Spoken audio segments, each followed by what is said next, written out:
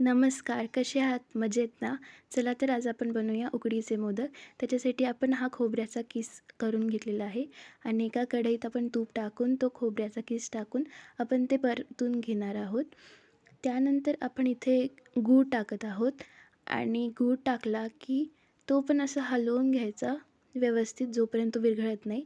आता आपण त्यात खसखस टाकली आहे आणि त्यानंतर आपण आता ड्रायफ्रूटची पावडर आणि थोडी वेलचीची पूड पण टाकत आहोत आणि हे हलवून घेऊन असं मस्त असं सारण तयार झाले.